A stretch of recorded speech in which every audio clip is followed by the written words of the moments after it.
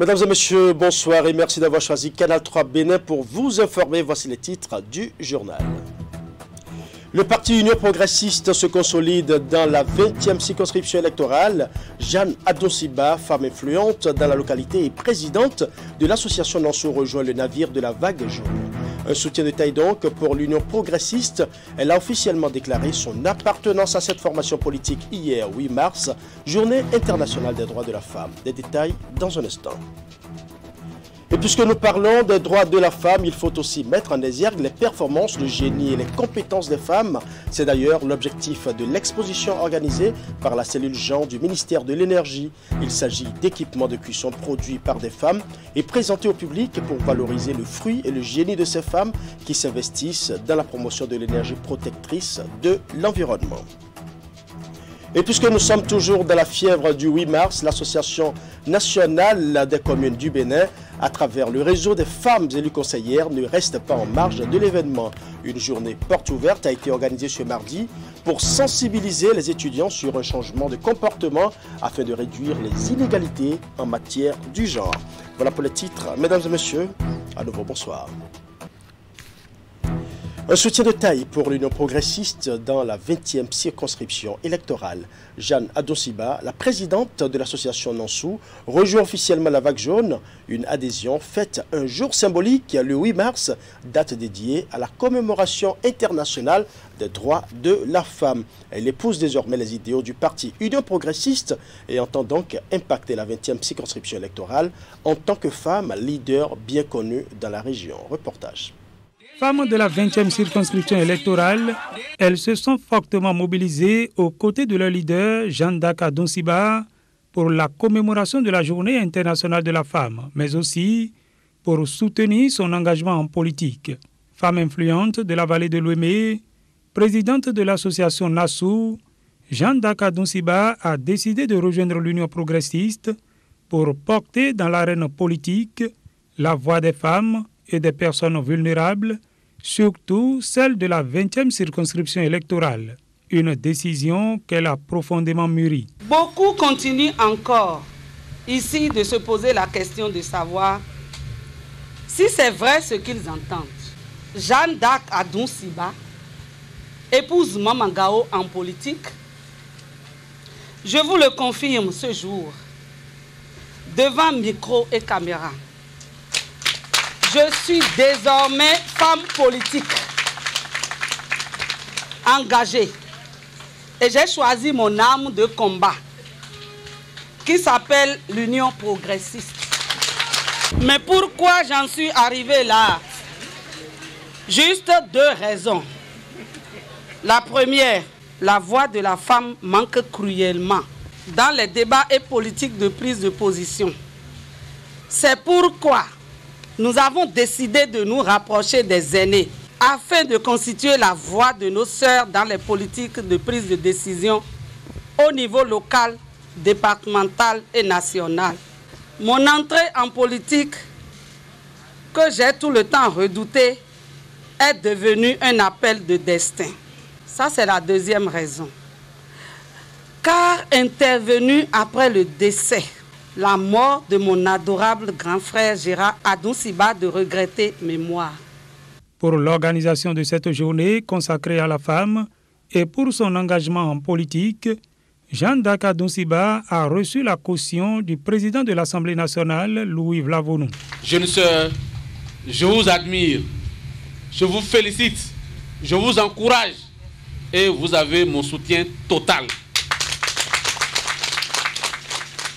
Vous n'avez pas fait un mauvais choix, parce que là où il y a l'entraide, la solidarité et la politique de la réduction des inégalités, il n'y a pas mieux que le baobab. Vous savez que si Dieu a estimé que l'homme ne pouvait pas être seul et qu'il fallait lui adjoindre un être pour qu'ensemble ils puissent vivre ensemble et que cet être-là c'est la femme, ce n'est pas nous qui allons contredire Dieu le Créateur. Vous êtes celle-là qui nous manquait. Avec Jeanne Adonsiba, l'Union progressiste se renforce d'une vraie Amazone dont le charisme et la capacité de mobilisation seront pour ce parti politique d'un grand apport dans la 20e circonscription électorale. Dans le département du Mono, c'est la sécurité des personnes et des biens qui préoccupe le premier responsable du département. C'est d'ailleurs la raison fondamentale de la réunion du comité départemental de sécurité tenue ce dimanche à Lokossa. Une séance de travail qui est essentiellement portée sur la situation sécuritaire du département, surtout dans les espaces frontaliers et le point de la cartographie des églises dans le département. C'était également l'occasion pour le préfet d'encourager les forces de sécurité et de défense pour leur sacrifice au quotidien. Monsieur le commissaire principal de police, Agbo-Mouto Boniface, et plein succès dans votre carrière. En poste depuis 8 mois, à la tête du département du Mono, le préfet Bienvenu Milorin honore ici les forces de défense et de sécurité installées dans le département. À travers cette remise de lettres de félicitations, il a tenu à les encourager puis à leur demander d'aller plus loin dans la sécurisation des biens et des personnes. Je voudrais donc vous remercier pour l'effort consenti, vous encourager à faire davantage. Ce que nous venons de faire, comme je le dis, est symbolique. Ça ne vaut pas le prix du sacrifice que vous consentez. Ça ne vaut pas le prix de tout ce que vous donnez, au détriment peut-être même du bien-être de vos familles respectives, pour que les familles des autres dans le département vivent dans la quiétude, aillent et reviennent chez eux en toute tranquillité. Cette cérémonie fort simple de remise de lettres de félicitations s'est tenue dans l'après-midi de ce dimanche 6 mars 2022 dans la grande salle de conférence de la préfecture de Lokossa. Elle a servi d'hors d'œuvre à une réunion du comité départemental de sécurité CDS du département du Mono. Je voudrais vous souhaiter la bienvenue et vous remercier pour cette mobilisation permanente autour de la question de sécurité. Aujourd'hui, nous sommes dimanche. D'aucuns auraient dit qui l'eût cru que vous invitez un dimanche à 16h, que nous soyons tous aussi mobilisés. C'est l'indicateur patent que la question de la sécurité reste pour nous un chantier prioritaire dans le département du Mono. Faire davantage pour mieux faire face aux défis sécuritaires qui prévalent actuellement dans le département du Mono. C'est la mission désormais assignée à ces différents responsables et chefs d'unité en poste dans le département. Nous avons un très bon chef. De lui, nous recevons des instructions que nous mettons en œuvre, que nous appliquons, et une fois sur le terrain, avec les différentes consignes émanant de la hiérarchie que souvent nos différents directeurs nous transmettent, je crois que nous parvenons à donner de la satisfaction aux diverses populations. Donc, monsieur le préfet, les remerciements ce soir ne sont pas à nous, c'est à vous. Durant les travaux de ce CDS, les communications et échanges qui ont eu lieu ont porté sur la situation sécuritaire du département, surtout dans les espaces frontaliers et le point de la cartographie des églises dans le département. Restons dans le département du Mono, cette fois-ci dans la commune de Grand-Popo qui a abrité ce dimanche le 3e congrès électif de l'association de développement de l'arrondissement d'Agoué. Une rencontre qui a permis d'élire un nouveau président à la tête de l'association. Le nouveau président Anon, Jean Aristide Adjioda Atakba, à peine élu, il mesure déjà la portée de sa mission. Reportage. Les instruments et autres dispositifs nécessaires à la renaissance de la cité d'Agoué se mettent peu à peu en place. En témoigne ce 3e congrès électif de l'association de développement de l'arrondissement d'Agoué, ADA. Organisé ce dimanche 6 mars 2022, les travaux ont conduit à la mise en place d'un nouveau bureau exécutif présidé par Jean Aristide Adjioda Atakba. Comme ailleurs dans tout le Bénin, à chaque fin de mandat, on doit élire un nouveau bureau. Aujourd'hui, je suis élu. On parle la population de l'arrondissement d'Agoué.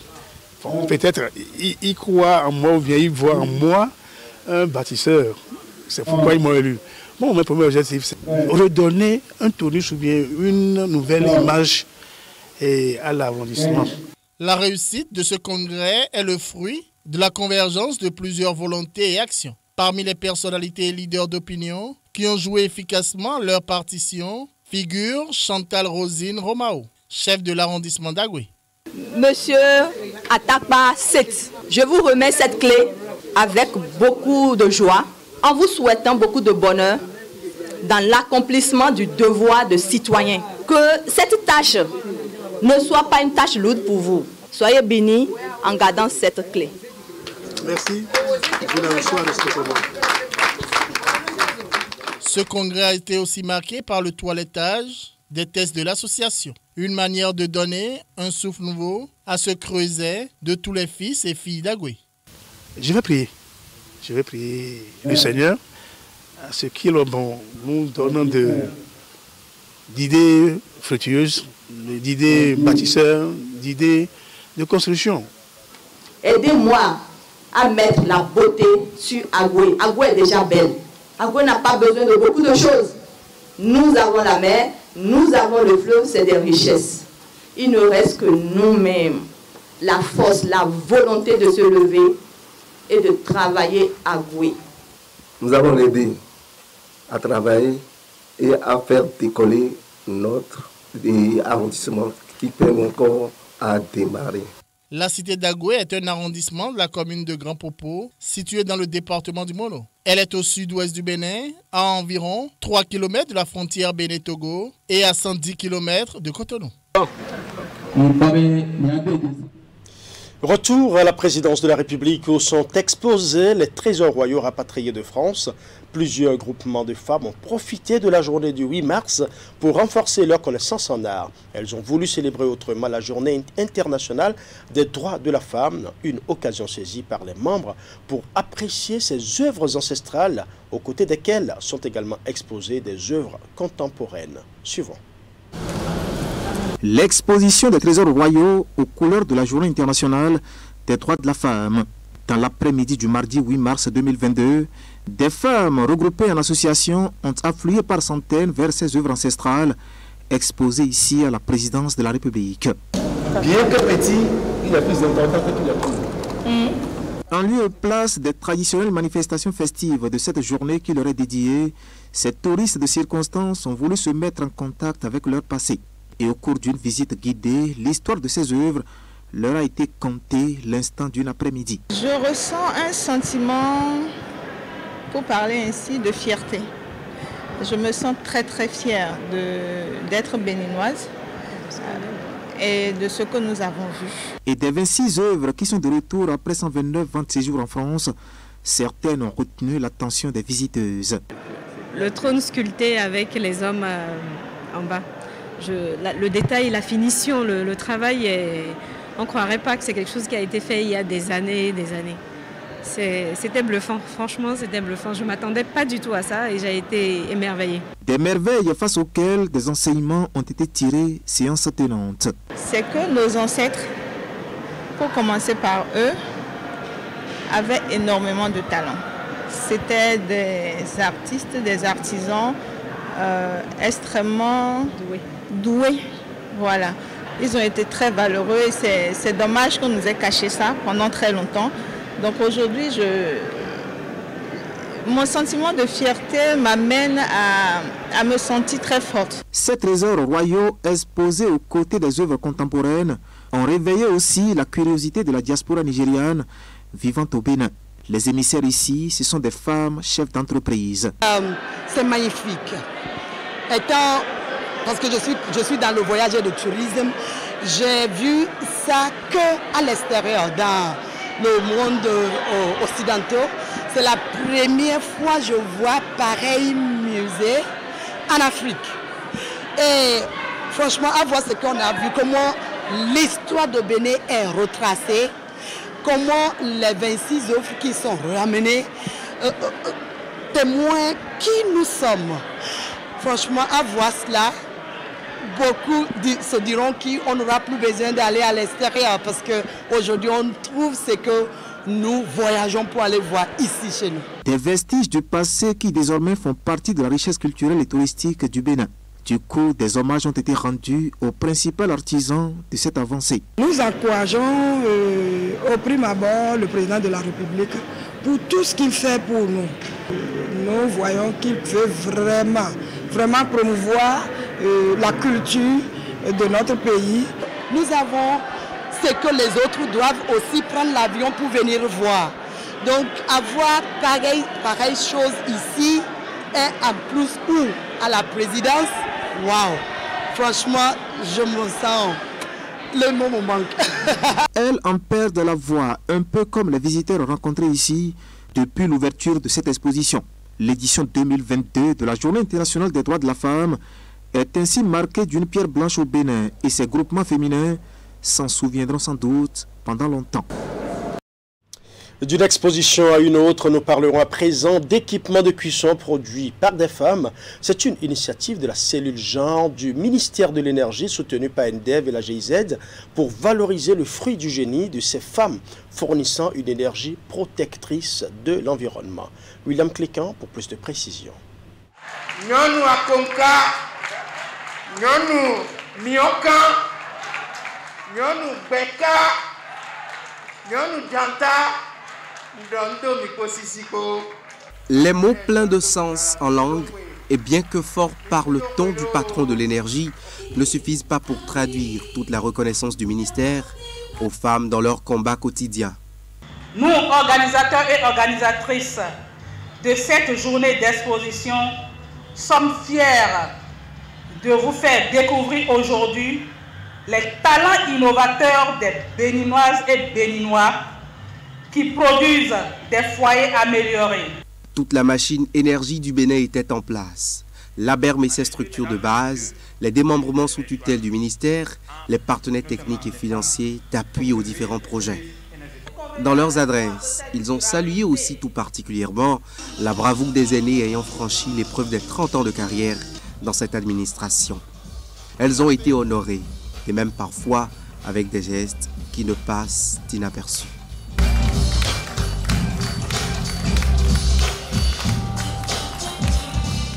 En fabriquant ces équipements de cuisson propres, les femmes dont les produits sont exposés à cette occasion se conforment déjà aux exigences écologiques de l'heure, comme le veut le thème de ce 8 mars 2022. Ce thème donc, dans le contexte d'aujourd'hui, met en exergue la contribution des femmes et des filles à l'adaptation des changements climatiques et à l'atténuation à travers notamment l'adoption des meilleures pratiques en matière d'énergie de cuisson. Je voudrais vous dire du fond du cœur que l'heure a sonné. L'heure a sonné pour une plus grande émancipation de la femme. L'heure a sonné pour qu'elle s'adapte encore plus au monde moderne. L'heure a sonné pour que la femme prenne enfin toute la place qui lui revient dans notre société.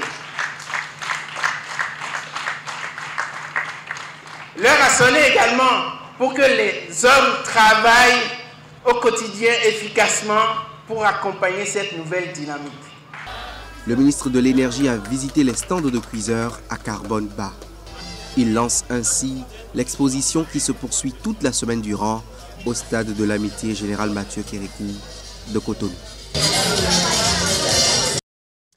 Et puisque nous parlons de la journée des droits de la femme, il faut préciser que des groupements de femmes, Union progressiste du 7e au 13e arrondissement de Cotonou, étaient au stade de l'Amitié hier mardi et ont pris l'engagement de travailler à vulgariser l'arsenal juridique lié au genre. Il s'agit d'une large vulgarisation des efforts du gouvernement dans la création d'un environnement juridique permettant la promotion et la protection de la femme en République du Bénin. Herman Parfait, Anéambosso. L'événement ici au stade général Mathieu Kérékou est célébré en fanfare. Les femmes, comme c'est le cas chaque 8 mars, sont à l'honneur.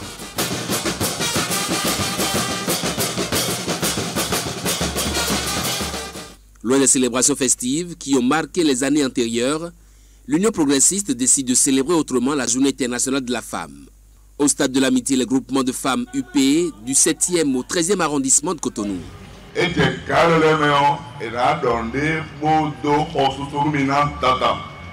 Réunis autour du maire Luc Setonji Atrokpo, des députés et élus municipaux, les femmes de la 16e circonscription électorale se sont appropriées les efforts du gouvernement dans la création d'un environnement juridique qui promeut et protège la gente féminine.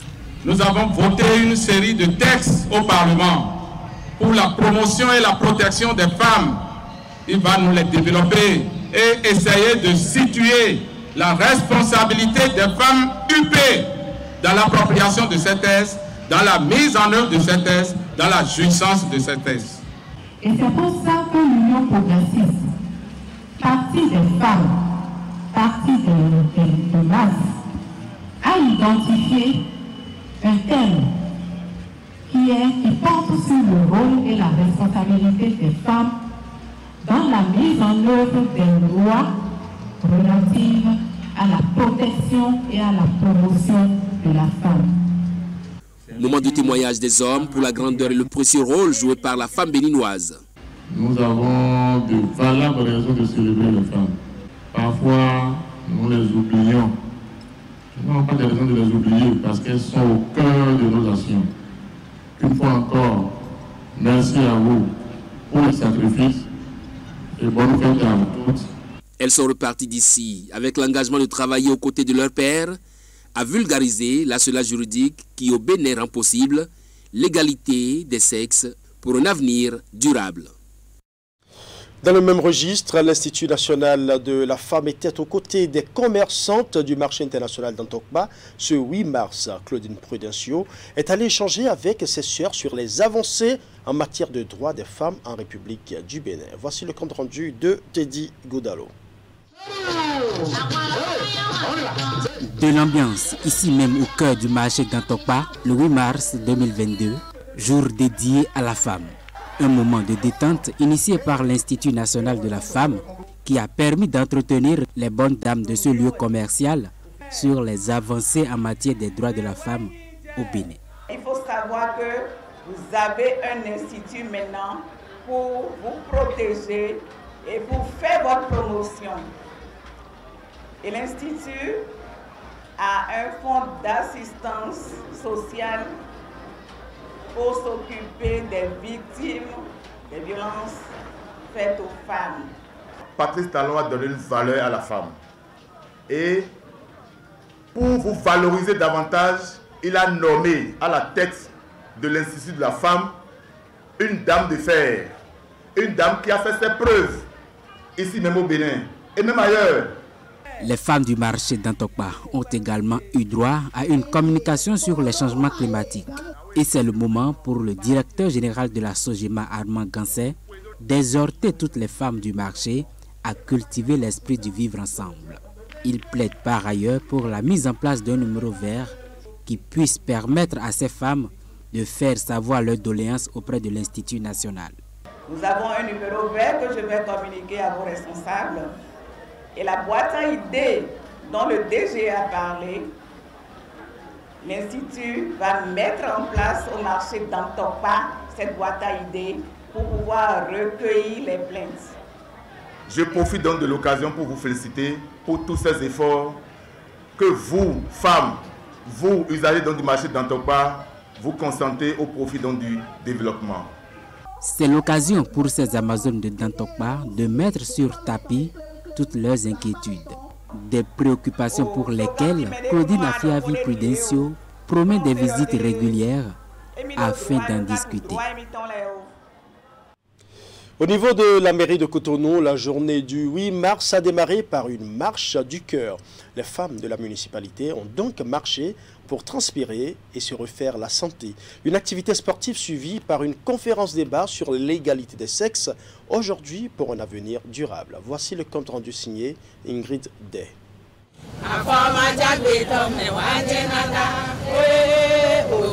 Toutes en tenue de sport, les femmes de la mairie de Cotonou se sont mobilisées très tôt ce mardi 8 mars 2022 pour participer à cette marche du cœur agrémentée par des chants et slogans. Gisma Gogonifer, Sotromina Parke. Gisma Gogonifer, Sotromina Parke. Initiée par le maire Luc Setonji Atrokpo, l'activité ouvre le bal des festivités entrant dans le cadre de la célébration de la Journée internationale des droits des femmes. Le maire nous a donné cette occasion de faire une marche de cœur. Aujourd'hui où nous célébrons la Journée internationale de la femme. Et ça nous fait tellement plaisir parce que nous travaillons et on est toujours, tous les jours on est dans le stress. Et aujourd'hui particulièrement où depuis 7 heures on est mobilisé pour faire cette marche-là. C'est vrai, ce n'est pas une longue distance. Mais ça nous a permis de nous réjouir, de se déstresser, de suer et d'avoir un peu plus d'aise au point de vue santé. Démarrée au carrefour Erevan à Cotonou, la marche du cœur a échoué au Palais des Congrès. Aux côtés de ces femmes à l'honneur, la police municipale pour assurer leur sécurité et quelques hommes venus en soutien à l'activité. On est là pour soutenir nos collègues, nos épouses, nos sœurs, elles sont tout pour nous. Donc nous sommes là pour les soutenir comme vous le constatez. Et nous leur disons bonne fête, nous leur souhaitons beaucoup de santé, nous leur souhaitons longue vie, nous leur souhaitons la lucidité, du courage, parce que être femme, ce n'est pas du tout facile. Bonne fête. De retour à la mairie de Cotonou, une conférence débat a été organisée autour du thème l'égalité des sexes aujourd'hui pour un avenir durable. Outre le thème principal, les femmes ont été également entretenues sur le stress. Et on continue de parler de la célébration de l'édition 2022 de la Journée internationale des droits des femmes au Bénin. L'Association nationale des communes du Bénin, à travers le réseau des femmes élues conseillères, n'est pas restée en marge de l'événement. Une journée porte ouverte a été organisée ce mardi pour sensibiliser les étudiants sur un changement de comportement afin de réduire les inégalités en matière du genre. Clément Achadé pour plus de précisions. Une journée porte ouverte à l'endroit des étudiantes et étudiants venus des universités du Bénin. La façon de célébrer le 8 mars, Journée internationale des droits des femmes, par le réseau des femmes élues conseillères du Bénin et l'Association nationale des communes du Bénin. Du grand thème retenu au niveau mondial, REFEC Bénin a tiré des thématiques ayant fait l'objet de 2 communications. La première sur le rôle, défis et les responsabilités de la femme dans la gouvernance locale et la seconde sur leur place dans la lutte et l'adaptation des femmes au changement climatique. Aujourd'hui, plus qu'hier, la femme constitue un maillon incontournable de toute approche de développement de notre territoire. Les différents challenges, défis auxquels fait face le monde ces derniers jours appellent l'ensemble des dirigeants à de nouvelles approches. Dans un contexte où notre environnement connaît au quotidien des changements, l'intégration d'une perspective de genre dans les politiques climatiques et environnementales peut s'avérer efficace. Pour le président de l'Association nationale des communes du Bénin, les femmes doivent être au cœur de l'action publique pour plus d'impact dans les efforts des gouvernants au niveau local. Ceci parce qu'il voit un véritable lien entre le genre, l'équité sociale et les changements climatiques. Et pour cela, Luc Setonji à Troko appelle à une mobilisation collective afin de réduire les inégalités sociales. Je remercie également le réseau des femmes élues conseillères au Bénin REFEC qui a su si bien collaborer avec la NCB pour organiser cette journée porte ouverte dont l'objectif est de vous permettre, chers étudiants, d'améliorer vos connaissances sur les femmes élues de nos communes et de vous inspirer, pourquoi pas, de leur parcours. En sincère reconnaissance à la Fédération canadienne des municipalités et au gouvernement canadien, dont l'appui financier à travers le projet Partenariats municipaux pour l'innovation femmes en politique locale nous a permis d'organiser la présente journée. Le réseau des femmes élues conseillères du Bénin et l'Association nationale des communes du Bénin comptent sur les jeunes pour des changements notables dans nos sociétés en donnant une place de choix aux femmes. Avec cette journée portes ouvertes organisée à l'occasion de cette édition de la Journée internationale de la femme, REFEC Bénin et l'ANCB célèbrent la femme autrement en mettant un accent particulier sur sa condition de vie et surtout son implication dans la gestion des affaires publiques. Parlons à présent du lancement officiel de la 5e édition de la foire agroalimentaire organisée par l'Union du personnel féminin du ministère de l'Agriculture, de l'Élevage et de la Pêche. C'est dans le cadre de la célébration de la 27e journée internationale de la femme. L'événement se déroule pendant 4 jours sur l'esplanade de l'Agence territoriale de développement Pôle 7, ex-Carder à Abomey-Calavi. Ouliat Sanoussi pour plus de précisions. La 5e édition de la foire agroalimentaire organisée par l'Union du personnel féminin du ministère de l'Agriculture, de l'Élevage et de la Pêche s'ouvre ici à l'ATDA Pôle 7 ex-Carder dans la commune d'Abomey-Calavi. Elle s'inscrit dans le cadre de la célébration de la 27e journée internationale de la femme. Le secteur agricole est sans nul doute celui dans lequel la participation de la femme est des plus notables. Il convient donc de valoriser davantage la précieuse contribution de ces femmes à la société. C'est consciente de cela que les femmes de l'Union du personnel féminin du ministère de l'Agriculture, de l'Élevage et de la Pêche ont pris l'initiative depuis 5 ans d'organiser la présente foire dont le succès est allé croissant. Le nombre important de participants à chaque édition de cette foire témoigne de l'intérêt qu'elle suscite tant de la part des forains que des visiteurs du pays.